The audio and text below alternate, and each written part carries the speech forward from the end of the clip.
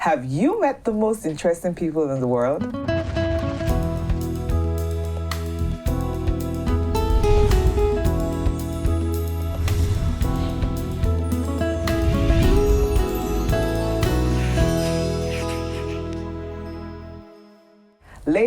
Ladies, and all the men who love us, welcome. It's always a blessing to welcome you to another episode of this show, which isn't just enlightening and edifying, but also so interesting. And speaking of interesting, I asked if you have met the most interesting people in the world. Don't look so confused. I'm sure you have. They are called the Generation Z, or simply Gen Z. They are really the most interesting set of human beings I've met. They kind of want to live life on their own terms. On their own terms, Yes. like just... I find that they are somehow solution-driven also. They just want, like, have you even hired one of them before? So they're creative. Yes, so they are. If you are boxed, and you say, oh, do it this way, do it that way, they see like other ways of doing Yes, and I things. think maybe because of the advantage of being tech savvy. Yes. They are good with tech, so they just get things done. Exactly. Can you help me design this thing? Yes. Within a few minutes, it's So I done. believe you just have to really learn how to manage them, and then their way of speaking, they really don't sugarcoat things. They can be disrespectful sometimes. Exactly. Honestly. So I guess it's about trying to maybe guide them so that you don't also kill that part of them that is really creative, energetic. Because I believe every team should have like Gen Z. It's just to make them understand. We need them just to guide them, like you said. And just mirror, good behavior, good work ethic, just what you want, what you want to see in them, because they need that. They need someone up there to help and guide, and then it will be a big strength for them at the end of the day. Yes. We hear so many things about millennials and even more about the Gen Zs, but the truth is, many of us do not understand who these groups of people are or what they are about. After the break, we have someone who will be answering our questions in this regard. Please stay with us.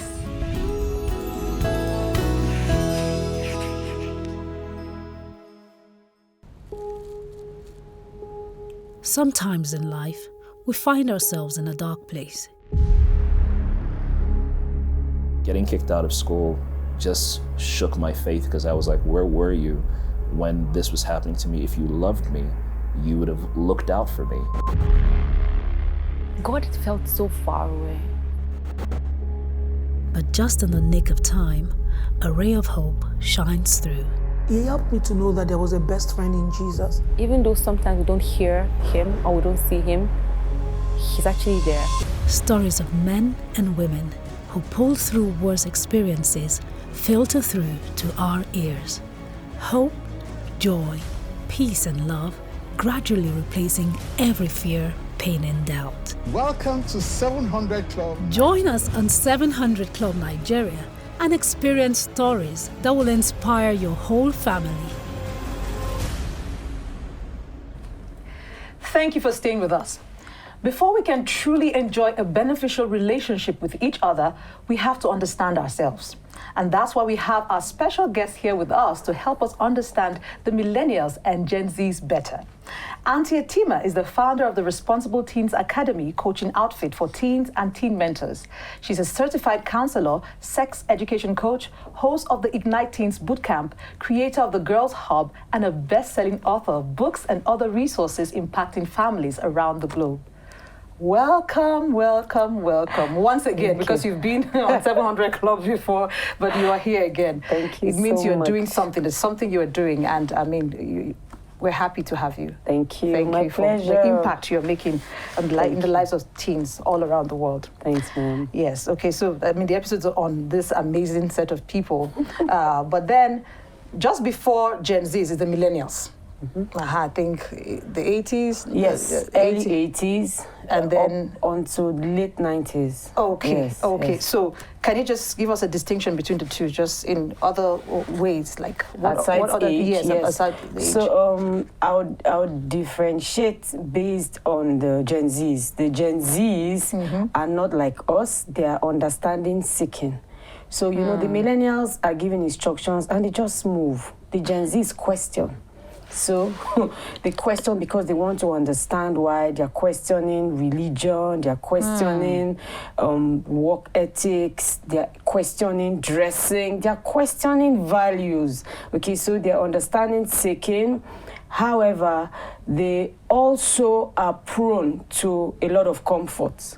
Unlike our days, or rather, unlike the millennials, where we were brought up understanding that you needed to be strong, resilient, you know, you needed to be hardworking. The Gen Zs don't believe that. They believe like, why should I stress myself when I can just chill and achieve the same thing? And achieve the same, you know, goal and all that. So our orientations are different and we can't fight it. We just need to understand how, but there's so many other differences. But basically, the fact that they question things and the fact that they want to just do things their own way, as long as they achieve the same result, they're like, why must I fit in? They don't like to conform. You know, we just obey the last command. Yes, that's the word. They question the last command and they're like, I don't have to, you know, and they want to be heard, okay? For the millennials, many times, many people were shut down. The Gen Zs want to be heard by all means. They're ready to go to any length to make sure that they are heard. So, yeah. Very, like, I mean, I'm happy with the distinction. They are really, they are kind of worlds apart, like, but then we have them. Yes. We have them. So what are some of the challenges? Maybe just pick a few challenges these groups face the most. Okay, so the Gen Zs are facing, the major challenge they're facing is the fact that they don't want to be guided. And that's not good. It's a big deal because if you can't take instruction, then you're headed for destruction. Then the fastest way up is to have a guide. They are lacking, they resist many times mentoring, you know, they resist accountability. They don't want you to question them, whereas they're questioning everybody around them. So, you know, that unlike us where, you know, your uncles, your aunties, your neighbors could, why are you going to? Why are you dressed that way? The Gen Zs don't want that accountability and it's not good, okay? Another problem they're having is that they are not mentally tough. They easily break down. How many people committed suicide in the amongst the millennials? But these days you hear one 14-year-old saying, I'm tired of life, and I'm like, how old are you? Exactly. why are you already tired of life that you haven't even started? So that mental toughness, that ability to push against all odds, it's a big difference, okay? The truth is, yes, you don't have to struggle for everything, but you must work hard. That value of hard work is missing with them, and that's why some of them are saying education is a scam, spirituality is a scam, everything is a scam. They just want to chill on their phones and blow. You know, and that's where the problem is coming from. If you grow up, you become successful without solid values, you're not going to last. So they must understand that, look, I need guidance. These things are the key to success. The Gen Zs don't really like reading the way we read. At all. They don't. They just feel like this is a waste of time. Like, why should I sit down? Read. You know, and read. It looks like we're trapping them and they want to just be free. There's just this freedom mentality, you know, with the Gen Zs that we need to watch out for. It's a big difference. Yeah. Awesome. I'm sure they are listening. They are listening right now, and this is an opportunity to, you know, grow. Now, so if I have a friend, I have a colleague or a relative that's a Gen Z, how do I build, you know, a beneficial relationship? How do I approach, a beneficial relationship with them? Because they need to be understood too at the same time. Yes. So the first thing the Gen Z wants from you is understanding, empathy. They need you to know that they have their battles, they have their struggles. So you want to connect with that young person, that Gen Z. you want to not judge them. Immediately you judge or criticize, they shut down, they shut you out. Whether you're their parent, whether you're their sibling, friend, teacher, even mentors, they shut some mentors out because they feel like you don't understand me. You need to come down to their level. The way you dress, the way you speak, the way you teach. If you teach her with the perspective that I understand that you're going to ask me questions, she's more likely to listen. But if you teach, my word is final, you do this, or if you teach threatening, if you teach like a boss, they will shut out. They need you to just come down to their level. Another thing you can do to really connect with her is to let her know that you're always there. Whether she makes mistakes, whether she's having any struggle or trouble. Once she knows or he knows that you have, they can come to you at any time, they are more likely to come to you. So I've had to mentor teenagers I have never met. It takes me just about 15 minutes. And I've connected with them because I've understood what they need from me and I'm willing to give it to them. So, you need to just be there for them and they should know that you're there for them. Awesome. And I believe that God is interested in this generational gap. I mean, it's there. So, just one word of encouragement to a Gen Z out there, and a millennial, of course, but a word. Just look in the camera and just encourage them. We're not against them. It's not a bad, we're not, we love them, but I mean, just look into the camera and speak to them. So I'm going to say to you, my dear Gen Z, that God has a purpose and a plan for your life. You have come into the world at a time where the world is needing your wisdom, your talent, your giftings. I need you to be bold and confident and ensure that you give the world your best. You're the light of the world. Awesome. Thank you so much, Auntie Etima. Yes, ma'am. We will keep doing this job together. We will keep mentoring teams. Thank you so much for coming. As my people say, the Gen Zs, this interview was giving. Yes, it was giving so much wisdom and insight. I'm sure that we are better equipped to understand ourselves and to navigate our relationships with grace. I also believe that this helps us with sharing the gospel with those around us, regardless of the generational gap. So take that step today and make the relationship stronger. We aren't done just yet. See you after this break.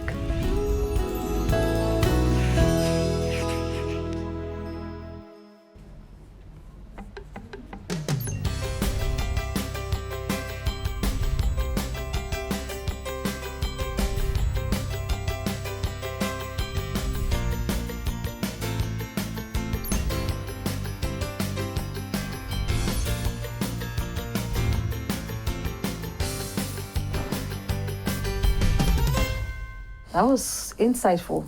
That was litty lit. In the language of the Gen Zs, it was lit, right? Yes, it was. Yeah. And it was enlightening. So if you have a Gen Z at work or at home, at least you know that they want to be heard. Just do everything not to crush their spirit, but also, help them to understand it's good to comply to to organizational rules, but please don't break their spirit because we need them. We need them. Yes. So that's the thing. Just strike a balance and the thing she said about their mental toughness, not as strong as the millennials, is true. Because any little thing, they just say, "Oh, my mental health." Yes, please. They say, "Come on, sweep here, mommy. I swept it yesterday. Like you sweep it again." They are just interested. Interested. Now, fashion has always been a marker for generations, from the 70s, 80s, 90s, and to the fashion trend of the millennium. Making a statement through your fashion is a thing. Regardless of our generational gaps, one thing we have in common is that we are all royalty. So let's see how royalty rocks it, young and free.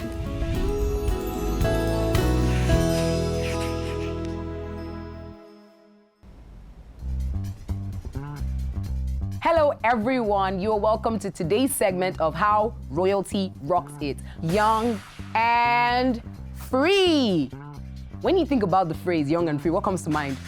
For me, it's like youthful, playful, fun, exciting, free. That's why, look at this outfit, come on.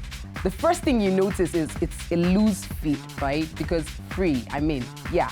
So when you're going out like for a dinner thing, you're not concerned about, am I going to eat too much? You can eat too much in this outfit. So this is like a dress, nice, really dressy, simple top.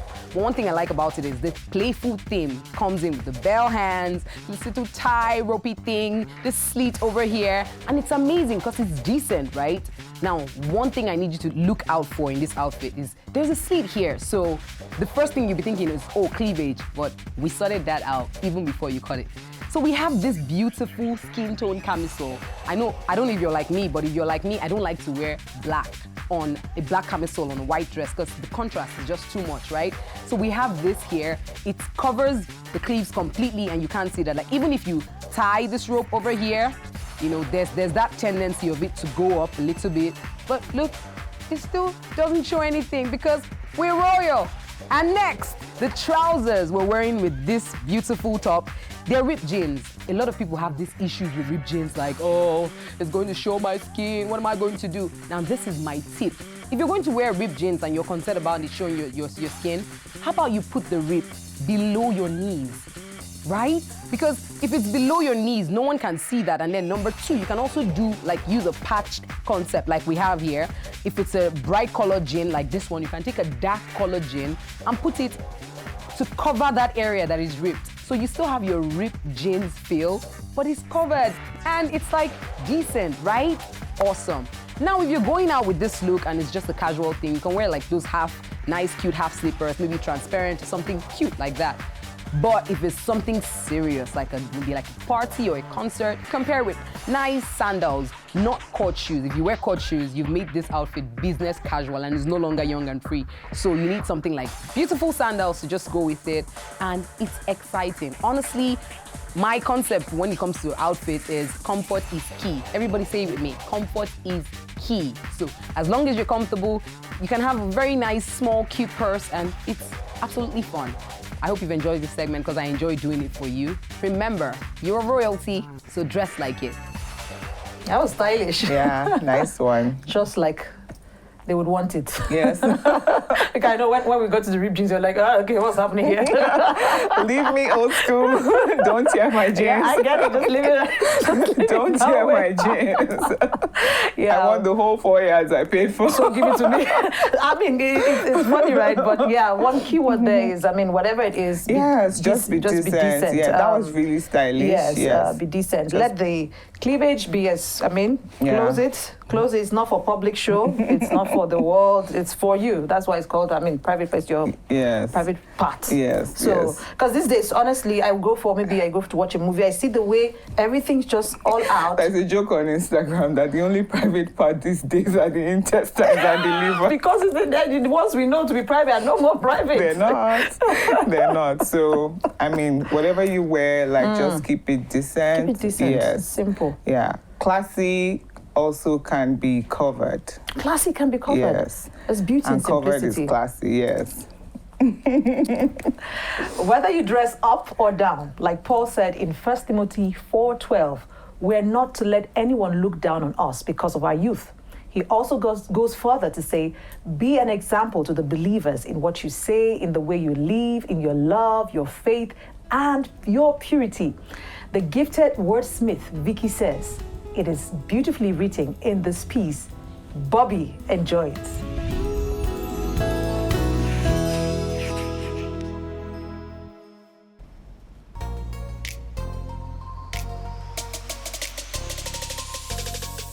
Bobby in a half cast, handsome, clean and fresh like hot bread from oven. With him face, I fit see through like glass or mirror. Him eye like bright touch like where they pierce through, and in no some point like full stop no comma.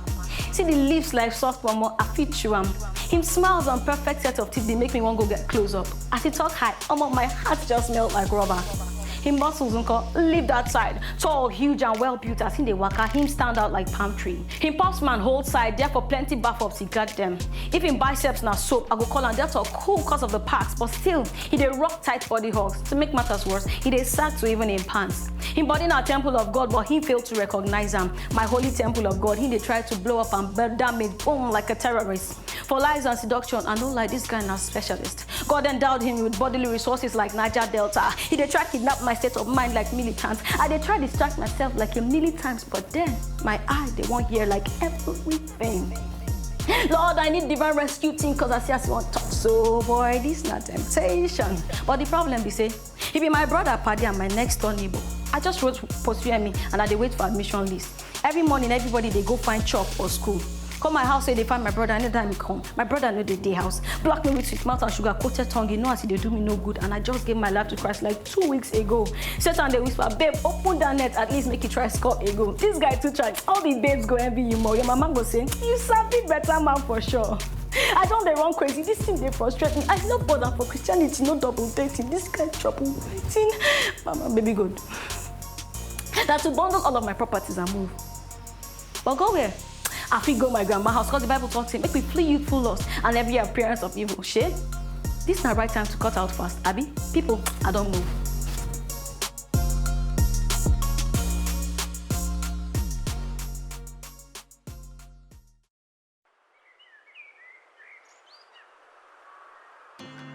Before today, in a different time and place, I was broken.